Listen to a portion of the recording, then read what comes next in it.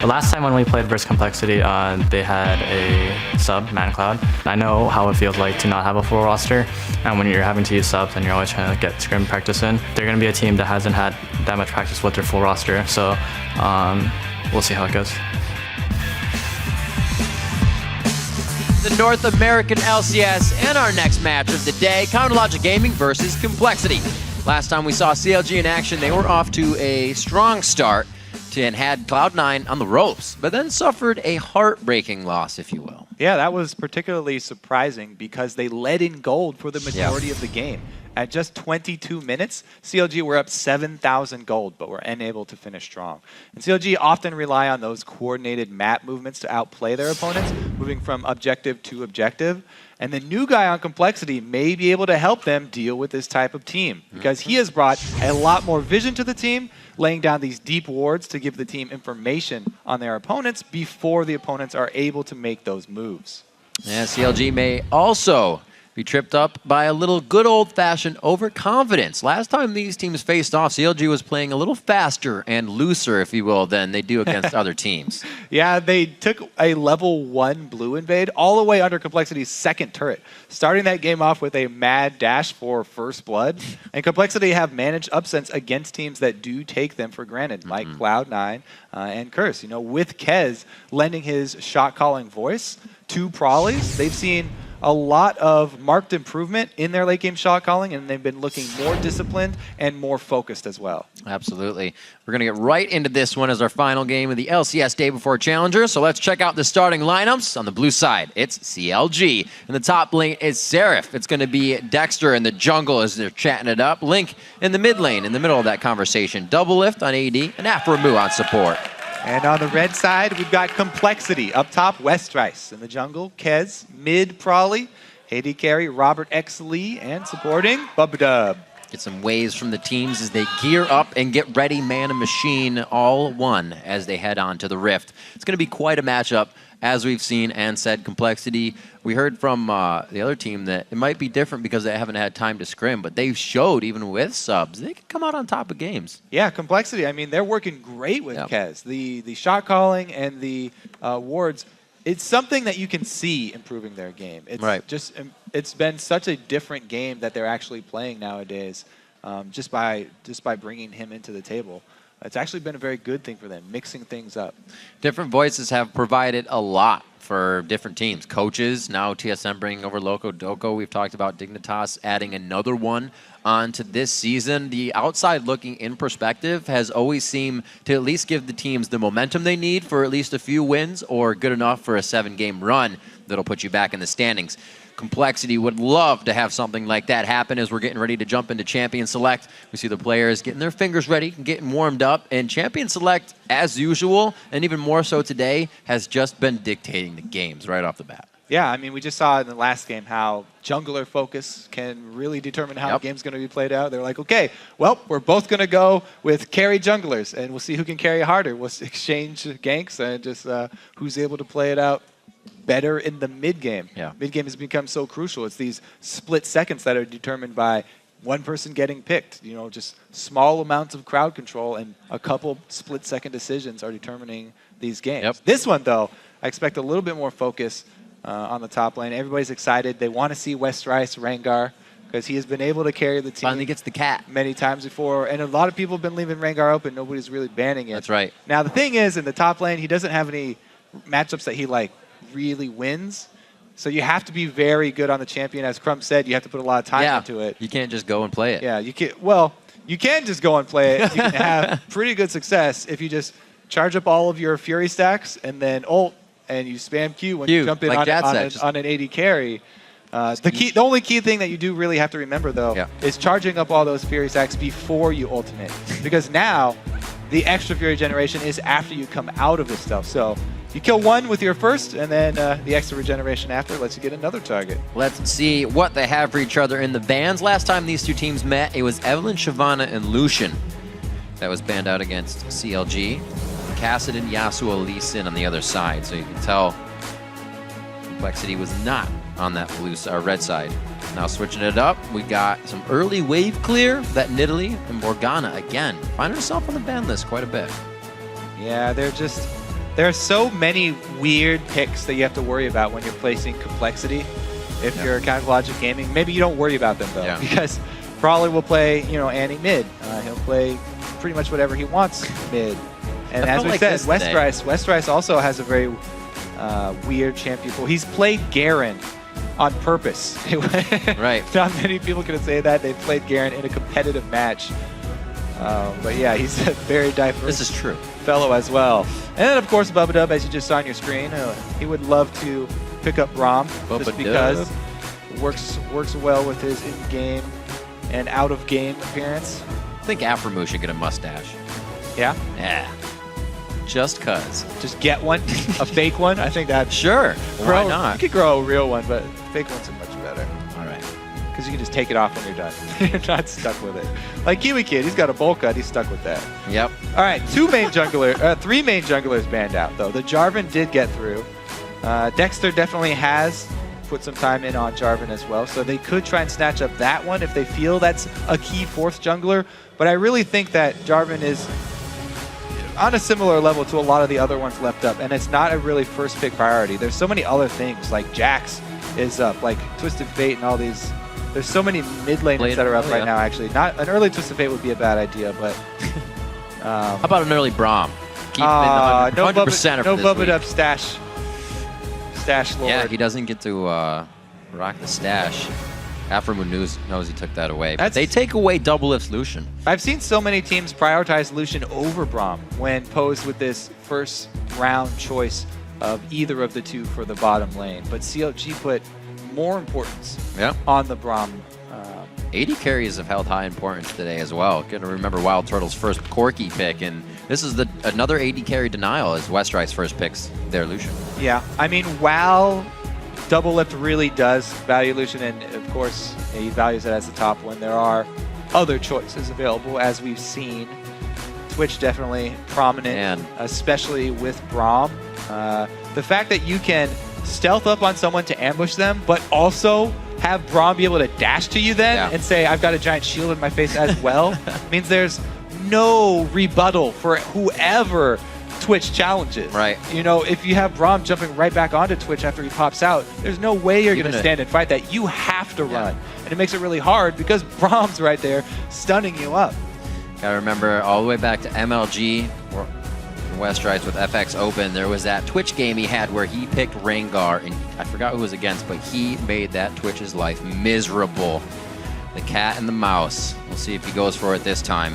It'll be quite far down the line if he gets that pick in. But we will see what Probably has for the crowd. It could be an Orianna, and it is a bit of a long-range ball delivery system. Another Nocturne as well. High priority as far as the lower tier junglers go. We'll see how well Kez is able to make use of this one, because Nocturne definitely does need a bit more intensive farming. People who are just used to playing these top tier junglers that are strong early game regardless, and spend a lot of money on wards there. As we saw in the last game, Crumb spent a lot of time, hard farming very early on, and then once he hit 6 is really the time where he started imposing his will on the lanes and getting those ganks down. We'll see if Kez is actually going to make that happen as well, because it's the same lane he'll be ganking for, a Lucian Thresh. Everybody's happy about going into that duo. Yeah, if Kez plays it like Crumbs did, very safe, even though the lanes were ganking. Still came back in the end. We're going to get a Vi coming in here for Dexter. It's been a bit since he played that lane. Remember that back in the Battle of the Atlantic and a few times since, but it's been the Elise, it's been Kha'Zix, it's been different. Not that Vi. Really, really happy with Vi, one of my favorite champions in the game, just because it's so satisfying to crunch, but also very satisfying for CLG. This combo with Vi and Braum is a very strong engage. Even if Seraph is not able to get the best flank with Shyvana, they can go right up the middle with that combo. And there's so much diving power with the Braum, Vi, and Shyvana that they can take pressure off of Twitch. And with Link able to ult him, even if Nocturne does dive in there, Twitch may have an okay time. Ooh, they add in another diver though. There's the combo of Jax plus Nocturne. West Rice gets Jax in this matchup. Last time they faced, it was a Shyvana versus a Jackson. It was in Seraph's hands, so we'll see what West Rice can do with that pickup this time. Seraph has been on that Shyvana before. He kind of revolves around the 4 champions of Aurelia, Shyvana, Renekton, and now I'm going to forget Jax. Yeah, I just said it. That's one. So we'll see what he can do in the top lane. We've kind of not pointed fingers to the top lane, but are still waiting for Seraph to do more than keep himself safe. Be a big initiator for the team and not kind of fumble in initiation. We'll see if he can get in there. And that Chronologic Gaming has definitely been ironing out any mistakes they have. They're the team that kind of presents the low kill, we just control the map game that's actually quite intense. Yeah, and we'll see if Complexity can actually strike backs and win one for the Jax players now. That's right. Because we've had two Jax defeats even after having good starts. So it's all on West Rice shoulders. That's right. And so as we load onto the Rift and the teams storm the front doors to get into each other's base, let's see who's gotten more votes on LOLesports.com. And it's a pretty big 90% of you are calling this game for Counter Logic Gaming. Even with Complexity's semi-recent success in different areas of the game. Remember, you can update your vote with each gank and team fight by tweeting either hashtag CLG win or hashtag COL win to @LOL Esports. Your votes count, and they are updated in real time on the bottom of our screen during the game. And maybe even some of your tweets at the game will be shown as well, so you can tell your friends. Those are always fun to have those come in late game, especially from the pros, and they're usually pretty funny. All right, well, let's see if they can do it this time around. Complexity, they do have that Jax split push. Hasn't been able to get going for really anybody yet. We'll see what they have. Final game of the day. These guys have been chomping at the bit here for the LCS. Don't forget to stay for the Challenger Series matchups. It'll be quite crazy games as we get tighter and tighter towards the end of the seasons here. And 2.4K to start off. Everybody's even. Go figure. As we make our way onto the map. Still got some Aftermoo pulling out the mana pop for himself. Maybe a little bit more harass on that bottom lane or the attempt to get a fight going. Oh, baby, we got a level 1 party. Aftermoo gets hit up. He gets the heal, but he's the first one to go down. Bubba coming up with first blood. And it's going to be some ball movement for extra vision. You can see if Bubba has any more for himself. Looks like that was the flay damage there. I don't see if I'm going to get any hooks. Big counter-strike there from West Rice. Coming up big. Now, usually we'll be like, oh no, first blood went to the support. However, he's also started with that Ruby Crystal, so he's looking for an early Sightstone. Super, super early start to the... Oh no, he has Hook. Yeah, Hook comes in. They also ignited. We'll take a look at the Summoners spent on that first blood as well. Just the Ignite and the heal burn for Complexity. Very nice. In exchange for the Ignite and heal of CLG. And that's huge. Pink Ward to start off in the bottom lane. Assist across the board. Team kind of penta to start it off. Yeah, Very well, nice. the early kill, if the assist is split 4 ways, it's pretty small change for everybody else. But the Pink Ward's huge. Oh, no. Oh. Can he get another one? Bad news bears. There's the stun. Oh, he flashes the hook. Double lift with the fast fingers. Keeps himself alive. And really from just bad things happening. You know, that is a great trade for Complexity. Oh, yeah. Another big win for them. Oh, they're just going to face check this one. Not much you're going to get out of that. Now, it's a big win for them because West Rice is going to spend a lot of this time probably double jungling. Wow, they back off of it here. They don't have vision.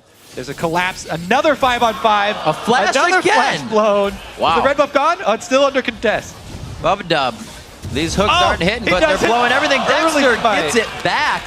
See if he actually has time to clear this as well. He really won't be that bad off on this. And it looks like Complexity wastes a bit of their own time after getting a kill. They do have Pink Wards to start out with, though, so the map control should be in their favor here. To begin the match, West Rice teleports to top lane. Seraph does the same, and we are finally underway after that level 1 back and forth. Great presence of mind there from Dexter to recognize the smite coming in from Kez. He did not blow it early at all. Waited for the exact number. Kez just rushed it down a little bit. Miscalculation there. And Dexter comes away with his own red. So he's going to be very happy with that. And Complexity's early start comes to a halt here. Seems like we got a little clockwork wind-up auto attackage going in here from Prolly onto Link with some ball movement to add extra damage. So even with that flash, or with that flash down, I should say, and the heal up. Uh-oh, Aframu, one link there, could be going down a second time. The 2 shots aren't enough from Robert X. Lee, and double lift putting up the Dukes here as he stands toe-to-toe with 2 of them in bot lane. Thing is, though, Aframu also has a Targon, so he can help heal up. Right. If he can get to the minion line. He really wants that cannon minion. He's probably going to have to use a Q for it. Ooh, and then skip it over to double lift. But yeah, so he has the Targon charges he can also rely on to heal back up if he gets focused down like that. Whereas Bubba going early Sightstone, he's just going to have to rely on his biscuits. That's a hook there we're looking for. Gets the piercing light. Robert X. Lee tries to deny vision. Great shield coming in, but he puts himself in the brush. He is going to be going down. Double Lift may be able to get the kill on Bubba too. He's going to be taking shots. Does he have the slow? There's one. He's going to get locked up. They blow the flash. It cannot get Dexter there in time. He will be there. They hook him in. A great kill for Bubba. The poison won't be enough. What a play from him. Wow, Bubba salvaging a kill out of that for them. Really, really big pickup. He wasn't able to get another assist down for Robert because it took too long. However, they were able to salvage something. Let's see what Kez can do seeing Dexter. You know, anytime you get information on the enemy jungler in lane, early in the game especially, need to make them pay for it. This is the problem with focusing Aframu. They just do everything early, and then he saves his shield to the last second. Stun goes off, so they catch him in the end of the brush there, and even though he's got healed, double lift can finish him off. Here's the problem, though. A little bit too far there from Dexter. Great flash from Bubba, by the way, to get out of that. That would have been another stun onto him. Hook lands at barely the right time. It came out just in time and drags him right barely into turret range. Just so close to going fully in CLG's favor, but Bubba pulls it back. Great plays from Prolly, really putting on the dissonance auto attack damage in mid lane. Link known to be a very high velocity roamer, but it looks like he's being stuck to the mid lane right now. Whenever he plays Ziggs, you'll see him do the level 5 roam on Ziggs, where everybody thinks he's backing. Link knows he's just trying to get more kills.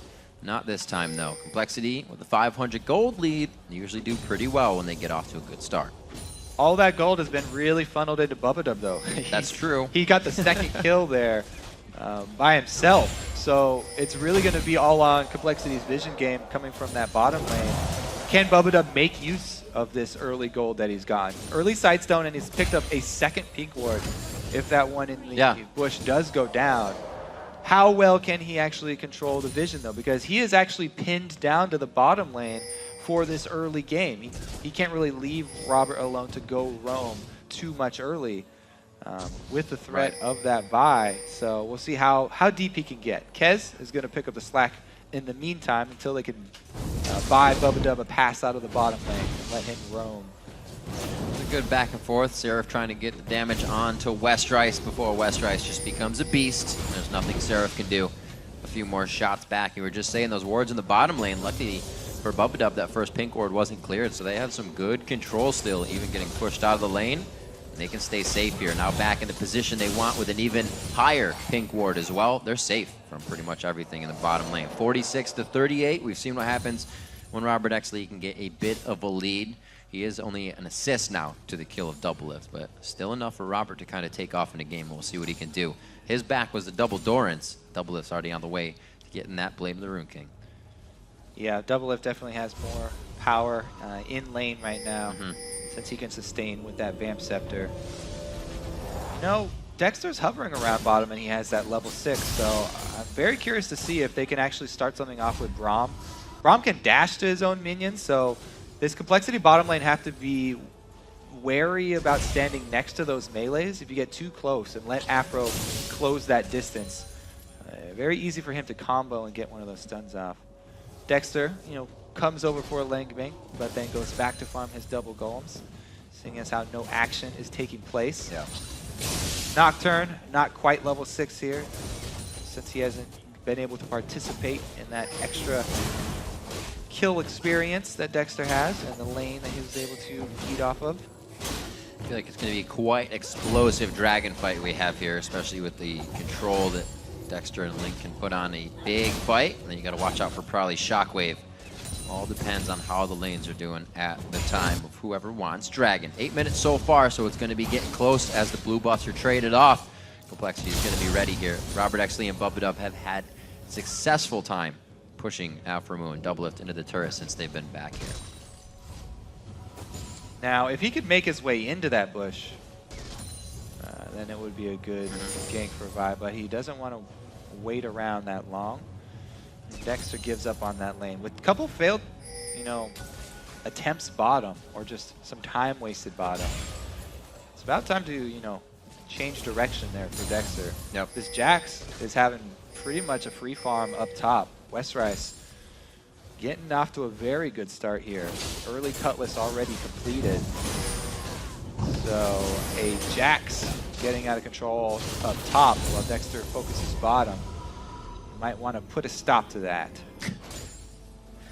We'll see what Kez can do for the team still. Seeing him come in as a sub, we've kind of seen Complexity shaky from week to week with all of their subs. Not the easiest way to start a season, especially with the high caliber of play from all the other teams. They're faring all right, definitely proving themselves here so far against Counterlogic Gaming. Yeah, and let's give Westrice credit for this up top too. Yeah. He had to burn his summoners for all of the early game shenanigans. And, as I said, sharing an assist with 4 other people, a first blood assist, that early in the game is not much money. That's not going to afford him an advantage in lane. So he had to burn his flash and his teleport to get up there early. So it wasn't like he came in with a huge advantage in this. It was a pretty even to start it off. Now he's got very deep vision coverage. So, sometimes Westrice does fall victim to those mid-game ganks where he gets a little aggressive and overextends, but I really like his deep ward over behind that turret. Dexter, though, slips in behind Dragon, trying to take advantage of the recall time of the bottom lane from Complexity, and they do get it. Yeah. Little lax on the side of Complexity there. With the amount of wards they have, they thought that would have been enough, but wait a minute, back and forth, one more bite! Oh my gosh, they both turn out of the chicken fight. And it's going to be about 10 HP on both sides now, regenning as they chug the potions. That was very close. Good both fight. Players knowing Good their limits. Fight. Yeah, very, very good fight there. Extremely even. Problem is, for Seraph, Westrice is able to stay in lane. He's got sustain. He's got a Cutlass.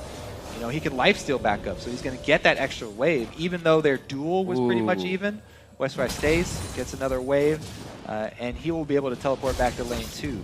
I was going to say that teleports down if Westrice decides to say maybe this turns into a gank somewhere, but with Dragon down, there's no much pressure to be gained after a big gank. So everybody's back. Everybody's back to farming. Now, this ward in the river might not have seen Kez come around through this bush. So let's see. And they turn something around bottom. Yeah, after that last wave, Westrice comes right back. Now he's got the upper hand. No more even duels. Westrice all upside Seraph's head, but there's Dexter comes in. Salt and Battery, the Vault Breaker, they open it up. Is there gold inside? Oh no! Wow, that was close. That was close. Great decision there. Dexter does not go for the auto tag finish. His Counter-Strike is up. Cues him to finish it off. Westrice got a little confident. If he had kept running in a straight line and not got back in for the Counter-Strike stun, Quickest way away from your opponent. Straight line. Yeah, might have been able to get out. But he was counting on the ability not being back up for Dexter. Dexter was able to get right through Counter-Strike with the Vault Breaker. And Doublelift was down a little bit in CS, but then go ahead, add Afros. Well, I guess that's added still, so 97 to 99 as he's catching back up. 17 to 16,000 in gold, just about 500 down actually since they're halfway there. Mobility boots on Bubba. He said, you're going to give me this much gold, I'll try to still make plays and hooks. It'll also be safe against Braum play in the bottom lane. I mean, let's talk about Kez for a bit too, because he hasn't been able to make anything happen. Dexter just got kill up top using his ulti. Dragon and kill up top. Kez has really just been hard farming. He's been putting down a couple of wards on the bottom side jungle of CLG, but really he's just been spending time trying to farm up. And that was almost the same thing that that Crumbs did, but Crumbs was then almost on the back of every counter gank to make it work. Yeah, as soon as Crumbs hit level 6, getting the ulti, started trying to put some pressure down. Kez not able to make anything happen bottom, so it turns his attention towards the jungle once again. Plenty of wards around Dragon though. Maybe they won't have to give up the second one. Just wondering what CLG will use to make their next move. A good pink ward coming in from Link towards the top side of the red, and it looks like he's going to meander now to the top side with Seraph. Westrice is like, why is he still chasing? That's why. Lulu coming in. The wild growth is there as Westrice kind of alley-oop to his leap strike, but it's not enough to get him out. So I talked about that mid-game focus on Westrice being a problem for him. Yeah. It is a problem once again, even though he prepared this time and he had deep wards and Right. you're not able to deal with the roam from Link there. They just pile it on. Very, very smart from CLG to continue to attack that Jax mid-game while his flash is down. He's not getting far away from Seraph right now. Actually behind in gold after those consecutive ganks and due to that global gold stacking up to CLG. Nicely played as well, as we were saying, by Link. It was good timing. Probably missed some CS in the mid lane as he went to get his blue. And it's only been Link's chance to get out of lane and roam, so he made it count, and he needed to. Brings their kill score to 3-2. Good dodge from Doublelift as he throws down the Venom cast, but it's not going to be enough to deter this. Turret's going to go down. Complexity going to answer with a bit of gold, because Westrice, top lane, he's trying to get that lane 1, but he's having some trouble. Question is, what does CLG do if Westrice deep freezes that top lane? Right now, they've got pretty good wards down in the red side jungle of Complexity, so Seraph can actually extend up there and at least get experience and exchange a little bit of farm with Jax, as long as he doesn't get chased down when Jax completes his Blade of the Ruin King. But really, Westrice actually going to try and catch him dead. This is CLG really trying to get themselves in. Good wardage from both sides. You have Lulu coming in for safety. This could be bad for Complexity here with Link just on the outside. But it looks like Complexity closed in a little bit faster. Now Aphromoo is on the backside. It's going to be a very tight fight. Westrice on the front line with Grandmaster on, but he cannot get any more hits in. So slow from the Aphromoo abilities. Probably still trying to chase as well. The dissonance was used there. The catch-up ability is pretty much gone as both teams disengage. Losing Dexter on that one. He was the one to steal the red. There's the ult from Kez. Finally, all that jungle farm comes to fruition right there. He's able to get the answer kill and double buffs for Prawley, who's a beast right now. He's been in command of the mid lane here with a pretty big CS lead over Link due to the roaming, and now he's got double buffs to work with. After the purchase, let's see if Complexity can make that translate into a Dragon, because Dragon coming up 20 seconds. They would like to actually make use of this. They've just hit a Blade of the Ruin King on Jax too. Perfect timing for that. Big power spike for him.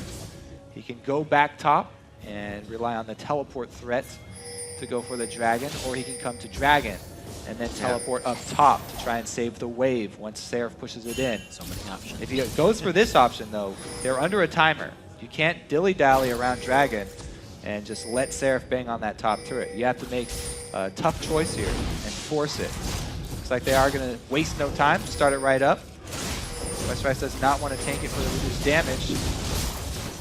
Teleport comes in. Oh, Dexter with the steal. Very nice. Able to get out, actually into the fight even more. Assault Battery and Vault Breaker goes down. Kez is instantly out. His ult's not even there, so the vision cannot be denied. Westrice and team trying to run a good plays, a great plays dissonance, I should say, to slow down the team. Seraph tries to power through.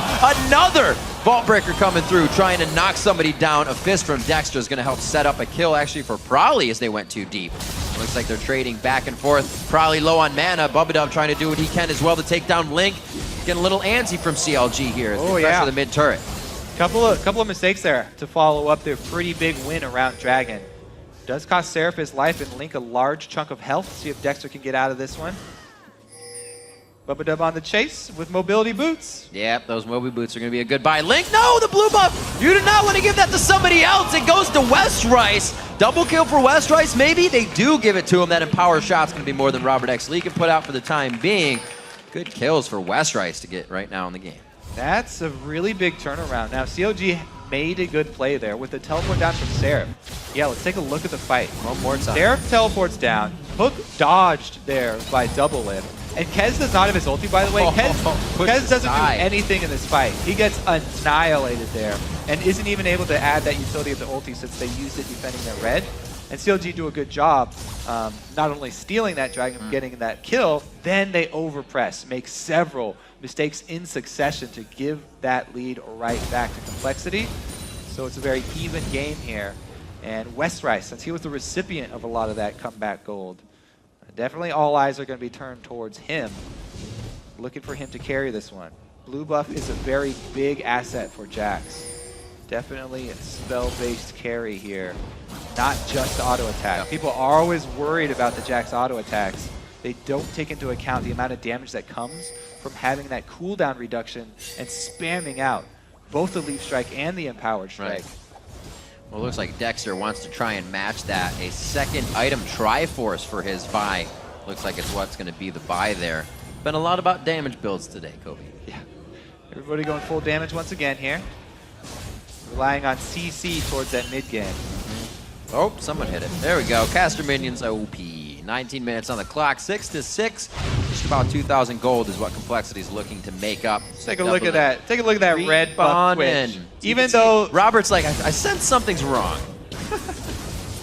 yeah, even though there's a pink ward there, he's got a red buff. Yep. 4 pink wards down on the bottom side for Complexity, by the way, and Double F still pulls off an assassination. All credit where it's due there. Westrice, though, this has been the story for the last 3 games. A strong Jax pretty early on, able to exert his will, takes down the turret. He's at the point where it's very dangerous for Seraph, because even though Seraph is building all this armor, you know, he doesn't have the attack speed reduction of going with the Randuins, and he doesn't have, there's a lot of magic damage as well from Jax, and so much mixed damage Right. that Westrice can really rip right through him, especially now that he has the Phage to be able to stick on to Seraph and chase him down if he gets out in the blind. Kaz looking to clean it up. Like we said, Kaz one of the voices with Prolly as he came back to the team from being out on his little few game hiatus as ManCloud stepped in. Last time these teams faced, it was ManCloud in the middle. So CLG now facing off against the shot caller of Prolly with Broken Shard out this time. It's worked for him a few games, but Complexity still looking to round out a composition. This one was hard with the standard lane matchup going against what is the best bot lane in NA right now, Doublelift and Alphamu. Them coming out on top, 198 to 175 at 201. And Doublelift, we can see starting to put on the pressure with a few Twitch kills in the 1v1 recently. So they're starting to feel more comfortable. But we also saw that cause a bit of problem at the last Dragon fight. So it's got to be calculated. Doublelift with a double blade build now, both completed. He's at full assassination potential. I mean, not only does it give you the extra burst to be able to use while your ultimate is on, but it also gives you that flat armor penetration, and all the targets that you're really looking to assassinate are these low armor targets. The Orianna, the Lucian, the Thresh even right now, with all these Threshes rushing towards the mobility, the Talisman of Ascension. Very squishy as well. Well, let's kind of pay attention to that word that everybody's saying now. CLG has the map opened. Where are they going to move? Where is the now positioning of them and their rotation? How's it going to work? We'll see what they do. Right now, clearing out some pink wards, and they're really setting up something that cannot be defended by Complexity as they group 5 now to the bot. So Afterward does get hooked in, but they just go straight for the dive. Yeah, there's the visual denial, or the vision denial, if you will. Kez has to be backed off on this one. Very low, gets the summoner heal. The shield's still ticking. Oh, the Venu takes him down in the end after all of those summoner spells. Seraph, yeah, a little too deep on that one. Can't get out with the rest of the team. They feel like it's safe to go in now. One after the other. It looks a little grim, but they've already taken down 4. Westrice doing what he can to clean up the rest, but only with the turret at his side now. He stares down Lincoln and Doublelift. And they're cutting off his supply lines too. He can't get out, so he's got to maneuver around this. Oh, he loses the stun. Throws on the Whimsy to Link to dodge in and out. Breaks the ankles on the counter-strike. 22.5 minutes in. The turret is theirs after the loss of 3. What a bloody battle just for the bottom. Dragon should also probably be there. Yeah. These two can easily take that dragon while we go over this replay of the hectic fight. Aframu says, yeah, grab me. Yeah, so Aframu gets grabbed in, they immediately go for the dive. That's teleport does come in, but here's where it gets crazy. Westrice charges the team, and Seraph comes in from the back. The rest of the team immediately tries to follow up that dive. What? Okay, so that was the dragon action. And we're talking about them. They both did go for the dragon, but Kez trying to stop it. Are you really that safe, Doublelift? Link on the outside, they say go for it. Let's try to make this happen. Think they may have bit off a little more than they can chew. Maybe just double it. Robert X Lee from the outside. Afro, who does not have the shield. A great help picks coming in to take down Bubba Dub on that one. And it looks like they may start to clean up even more when it looks like CLG is down and out from a fight. They are just ready to come back for more. After that 4 kill, they were back to buy, and they want even more after doing their shopping. Kez gets a punch to the back. That's going to be a kill. Robert actually the twin bite from Seraph to come out, and the flame breath. And CLG has just taken control of the game. Yeah, it goes from bad to worse for Complexity there. CLG get back 4 kill fights in a row. Quicker. Double Up just finishes off that pink ward in time too, but a great hook from Bubba Dub there makes that. He's going to go down no matter what. Now, instead of backing off here, they go for another hook. He goes back in. Bubba Dub dies as well. And Seraph, joining the battle this time, is able to get there since he still has his teleport up, whereas Westerice had to use his in the last battle. So CLG, with the teleport advantage, Complexity picking another fight while they have less mobility in their team. Their tank's not able to join the fight. Seraph cleans up another kill. Great answer there from Seraph. Slow and methodical now. Chronologic Gaming knows they're in the lead. They're going to try to push Complexity into something they want nothing of. Let's see if they can do that with the wards here, since it might be just barren. Now, that last, it seemed really chaotic down there with the last couple fights at bottom turret and then dragon. But that's because that's actually CLG's plan. Coming into this, they don't have siege, and they don't want to try and siege and wait around at a turret because Westerice is just going to out-split push them. So they're immediately looking to force something anyway. If Afro gets hooked in, that's not bad for them at all. He's the giant tank. He's going to want to soak up a lot. He's trying to put up the shield and take damage anyway. So that was pretty much all according to CLG's plan. Definitely, regardless of getting hooked under the turret. Seraph was already there in position anyway, and they really capitalized well on that dive. Even though it's not exactly the way you want to start off the dive, it made it work very well, and Complexity trying to rush after it really turned against them. So CLG's comp here working the map very well. Don't want to siege up around turrets, take up another neutral objective, while Complexity do not want to fight them straight up. Talking a little bit about Aframu. The Braum play fitting him quite well. Whoa! Front line, whoa! Probably to the back line, and he gets dunked down under his own turret. Aframu jumps into the fight. He is just loving the tankiness of his champion on Braum. Kez is now going to have Seraph under the armpits. They're going to go ahead and take him home. And it looks like they go ahead into the base, not even worrying about turrets. They blurred them out. They're going to go ahead and take these down. 26 minutes on the clock, 20-11. CLG has full control of this game right now. And that's what the dive from this team comp looks like when you don't start it off with a hook and with people a couple seconds behind. Really, really strong open from Double Lift right there. Under the turret, pops everything. Ghostblade and ulti annihilates both carries from Complexity. It was really just the perfect opportunity for Double Lift. He saw both carries lined up, and he just took the shot. Great job by CLG, everyone in position to capitalize on it immediately too. Dexter, Afro jumping right in, and then Seraph joining after as well.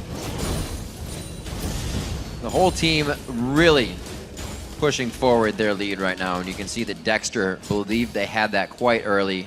Now he's starting to build some defense, but the damage he has been able to build. We saw Zero out Probably with just a few prior attacks from the rest of the team. A help picks at a Glitter Lance, and that's all they needed to pretty much shut down the max crowd control in the fight. Bubba Dub wasn't there to throw down a wall at the time, and if they can have Complexity scattered like that in each one of these fights, CLG is going to just methodically walk into the base as usual and take it all. They're a team that's known to go from your inhibitor to inhibitor and take all 11 turrets in the game. Yeah, coming into this, the main thing on my mind was how are CLG going to pull off these dives against Nocturne, who's going to deny vision from the team. But if CLG are this compact and this coordinated on their dives, and it doesn't matter if they don't actually have the vision for the rest of their teammates, because all three of these guys go in at the same time. All right, split push here. Let's see if they can. Oh, triple kill coming in for Double Lift in the bottom side. You saw them planning it. They kept throwing the Whimsy onto Double Lift. 5 seconds of speed up, and especially coming out of that invisibility, he is going to be a monster. Look at that shield, about 600 HP just from the shield of help picks. He is safe. They're in the base, and they're looking at Nexus turrets, Kobe. Yeah, that's Shyvana. Oh, well, Dexter even solos Westrice. Well, Westrice came out of the brush to fight him. Now this game of cat and mouse is turned around the other way, just on the edge. Gets him on the tail side. In the 1v1, Dexter finds the kill, and his team is in the base finding the Nexus. Counterlogic Gaming is going to take down Complexity 28-25.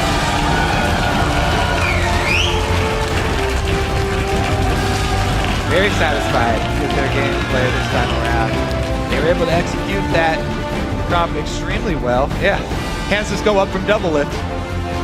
It was as expected for them. Those dives just ended so quickly for them. They didn't even have Dexter that time around. Right. A level 16 buy, which you think would be crucial for that A little tower necessary dive. to get past the turret. Just takes the Shyvana Braum combo. Double S and Aframu putting a hurting down in the bottom lane. We saw Robert and Bubba Dub pick up, like you said, a few early kills, but that gold, unfortunately, a little too focused on the Bubba Dub. 2 quick kills early for him. Went to Moby Boost to try and activate more, but it's Double Lift and Aframu, arguably the best North American bot lane, and it's hard to shut down. They started rolling, and that just gives the rest of the team time to do whatever. We saw Dexter straight lizard into Triforce. He was putting out damage too, getting the dunks in. Yeah, so many junglers transitioning towards carry styles here. Right. With the Nocturne and the Crumbs, Lizard into Yomu. Is coming out. Now, just like that, North American LCS Day 1 here already comes to a close. We still have Challenger, but that was so fast, and so many Jax teams who actually focused on their Jax and got their Jax a good start were not able to split push to victory. It's really the story of all of these here. There's a lot of focus from the junglers towards those top lanes too to kind of get something going. Just in the end, it never really formulated into what they wanted. It was very chaotic fight games today. A lot of all-around dragon fights that you thought would decide the game, and then something kind of would happen in error today. A lot of vision ward fights that really cost the game. You said a lot of mistakes? Yeah, there were definitely a good many mistakes. A lot of pretty good picks too. And it was pretty action-packed towards that mid-game. A lot of the teams, as you said, since they were running with these Jack split push comms, their opponents were just running picks, and they were trying to force fights. That's always good when they force fights. It makes the games good for us, and we actually had a lot of fights today. Good kills, but for more on CLG's win, we're going to right now send it down to Jet on the stage. Thanks for Evan. I am with Double Lift, the 9-1-7 Twitch that had a pretty good game. I think that was your score as well. Starting from the very start of that game, picks and bans. A lot of junglers banned out, but you guys got the first pick Braum. How did that impact your game? Well, when we watched the other teams play Braum, we thought that it might get to our head because he didn't look that OP. He looked actually kind of like a normal support.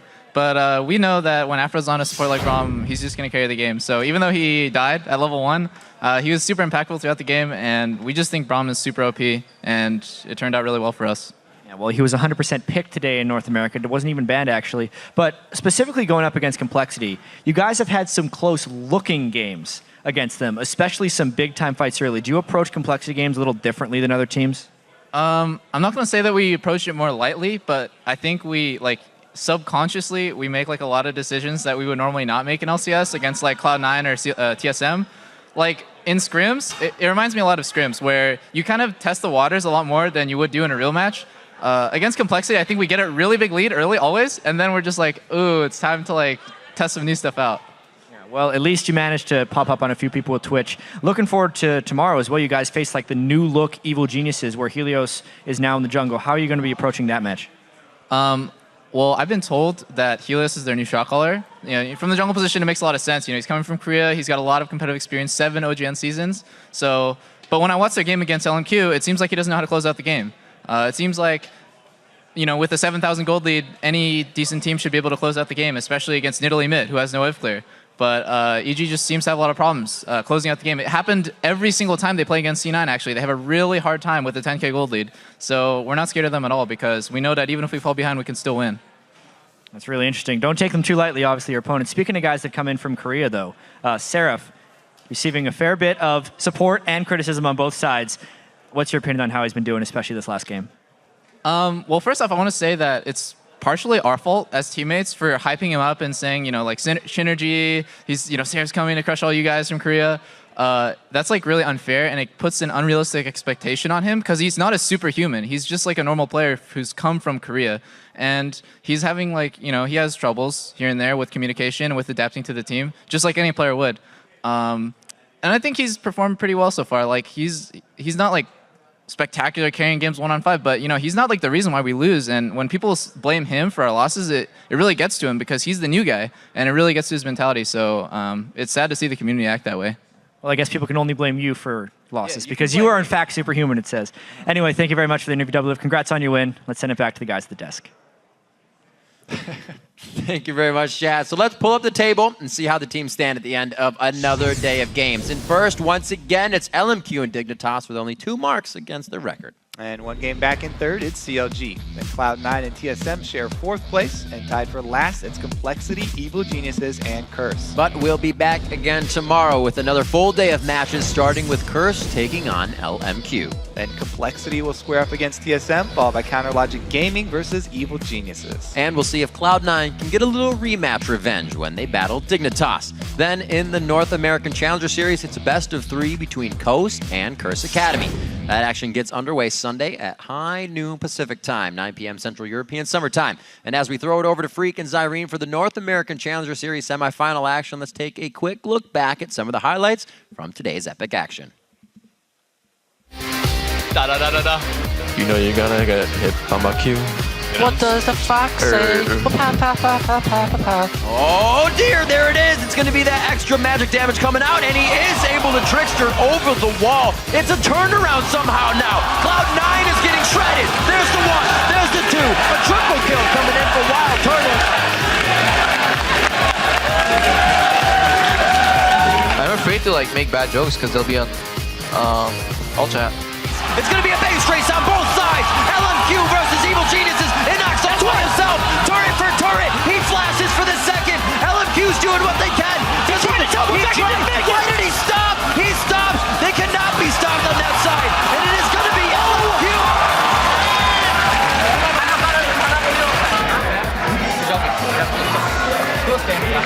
Have you ever built Bloodthirster on Teemo? Yes.